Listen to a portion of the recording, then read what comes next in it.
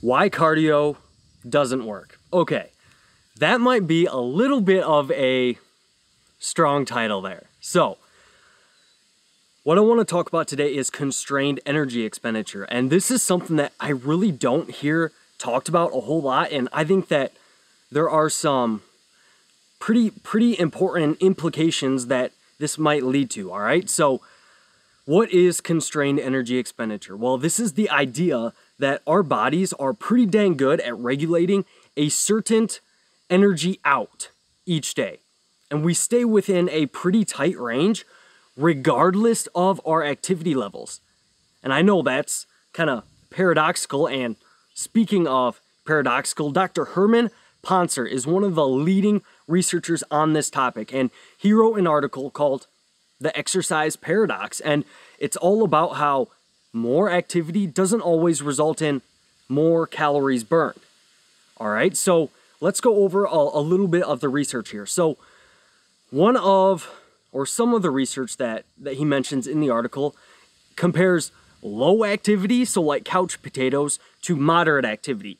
And the moderate activity here was defined as taking the stairs and exercising a few times a week. So not a ton.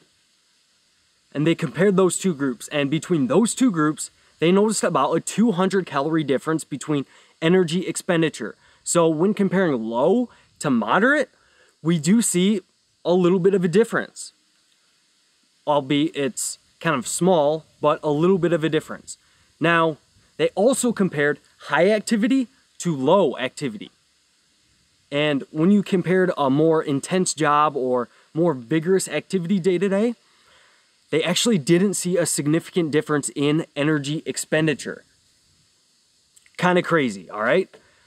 Other research they've done compares hunter and gatherer societies. So they hunt and gather their food. Probably didn't need to elaborate on that. But hunter and gatherer societies compared to kind of Western civilizations. So people that can order the food and have it delivered and basically don't need to move a whole lot day to day. Compare those two societies. And again, didn't really see significant differences. I think in the hunter and gatherer societies, the men's total energy out was, or their maintenance calories, was still around like 2,500 a day, and the females around 1,900. Which, to me, that sounds pretty typical of normal clients that I have in Western civilizations. So that was very interesting. Also, in animal research, in primates, they noticed that primates that were held in zoos versus in the wild also had similar energy output. So it seems as though there's something going on to where our energy expenditure is constrained to some degree. And I think that this matches anecdotal experience with myself as a coach, with other coaches who tend to notice that cardio seems to be less predictive of fat loss compared to just eating less.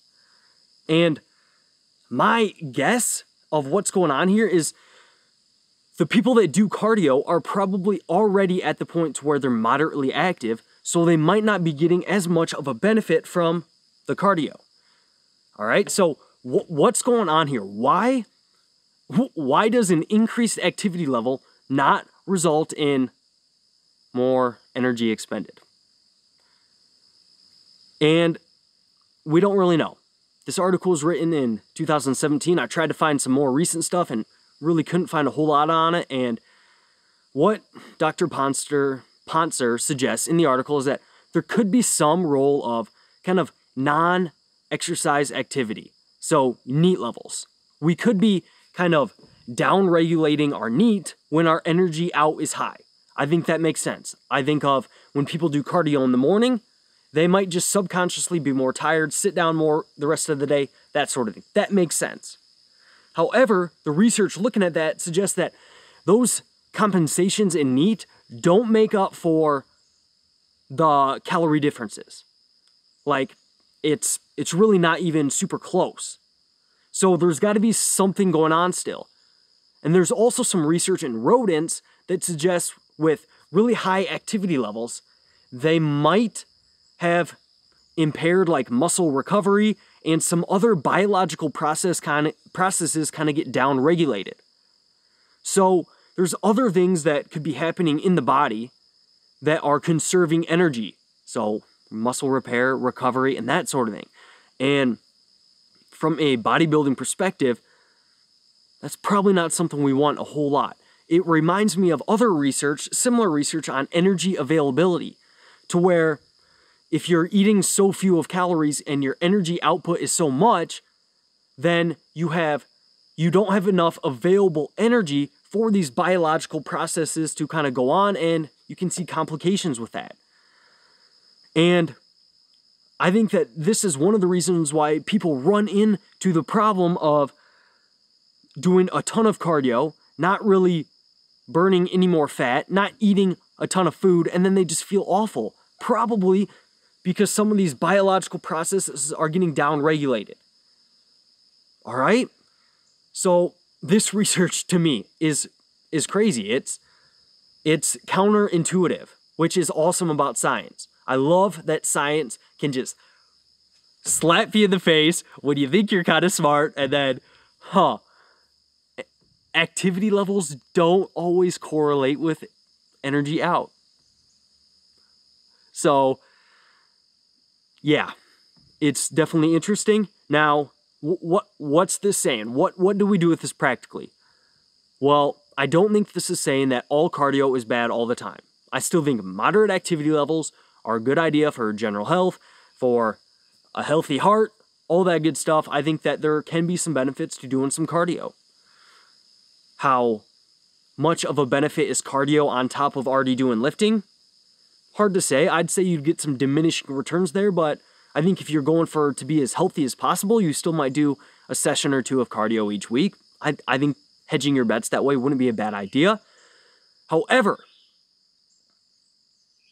I do think this makes me lean even more towards leaving cardio as a last resort during dieting phases, fat loss phases, and stuff like that. And hanging on to cardio for the final few weeks of a fat loss phase, because my guess is that it probably takes a little bit of time to potentially adapt to certain activity levels. Like I would say that if on a particular day you get 30,000 steps compared to your usual step intake of 10, I would have a hard time seeing there being no differences in energy expenditure there.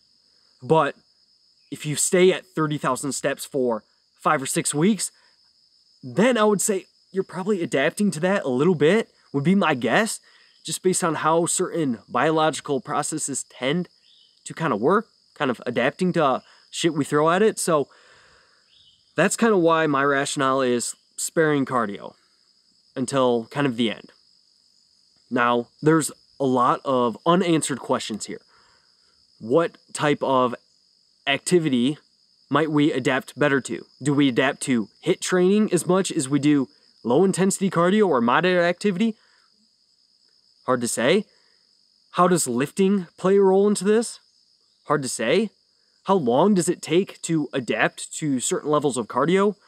Hard to say. Maybe the best approach would be doing cardio for a few weeks and then lowering your activity back down to normal levels and then cycling through that to get the most out of your cardio. I have no idea. But there's a lot of unanswered questions here, and I also think that this has implications for people that get really caught up in potential day-to-day changes in activity levels when there's other things going on here than just activity. Like, if you're less active one day, that doesn't necessarily mean that you're automatically going to burn less calories. Maybe you're going to have higher NEAT levels. Maybe you are going to have upregulations and other biological processes. There's other stuff going on here. So I think that getting too caught up in trying to directly match your calorie intake to your activity levels is definitely challenging, considering there's other things going on here, and we don't even know the extent of these other things going on. All right? So hopefully this helps you out here. I think that the take home here is, hey, maybe having cardio as your first priority to lose weight and that sort of thing might not be the best idea. And maybe just hanging out at moderate activity levels, and that's kind of arbitrary as well. I would say 6,000 to 10,000 steps seems intuitively pretty moderate, but like I said earlier, sometimes your intuition doesn't always match what the science says.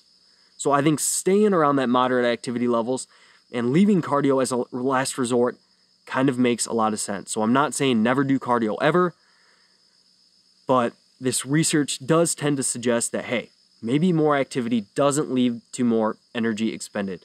All right, so hopefully you enjoyed this. Let me know if you got any questions down below, and I'll see you next Sunday.